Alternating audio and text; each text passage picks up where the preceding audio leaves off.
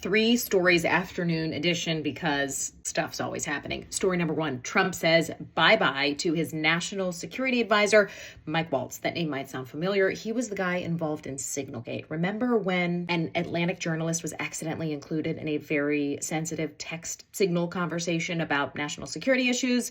Well, he is one of the people to blame for that. At first, Trump was like, it's fine. He stays in his job, but clearly his mind has changed since then. Apparently, Trump was asking aides close to him what they thought about the situation, and at some point today decided it was time for Waltz to go. Now, some context here. Defense Secretary Pete Hegseth was also involved in Signalgate, as well as another sort of text incident just a couple of weeks ago where he accidentally included his wife on another national security information sensitive thread. But he gets to keep his job, at least for now. Story number two. This is really interesting. How is China dealing with the trade war? We've talked a ton about who's going to blink first. Well, now we hear that China is directing its citizens to do some very specific things to help them sort of pull ahead here. According to a report in Axios, the Chinese government is trying to convince people there to buy from Chinese manufacturers. They're even offering vouchers for people to shop. And they're also really pushing this narrative that this is all the big bad US's fault, which, I mean, we did kind of start it. And that China is being treated unfairly in hopes that it'll encourage more people to shop Chinese made. If this works, and if the government can convince people there to buy more from their own companies, this will give China more ground to stand on when it comes to sort of holding off in this trade war. If it doesn't work, maybe it'll force an end to this more quickly.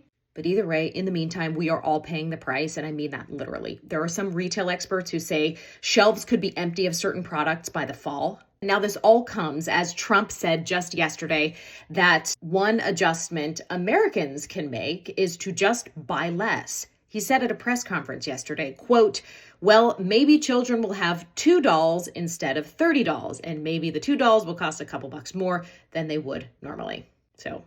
And story number three, the internet is just fired up about this interview that former Patriots coach Bill Belichick gave to CBS, where his 20-something-year-old girlfriend was sitting off camera and kind of like directing the conversation. The host had asked something that related in some way to girlfriend Jordan Hudson, and she said, we're not going to answer that. Well, today a comment from Belichick's daughter-in-law shows up online. She said that Hudson wasn't acting as a publicist in that moment, as some people were claiming, because, quote, publicists act in a professional manner and don't storm off set during an interview. Hudson is 24 years old. She apparently met Belichick on a flight. They haven't officially commented on their relationship, and it looks like they will not be doing that anytime soon based on recent events. There's your three stories this afternoon. Hope you enjoy. Comment, leave your thoughts below.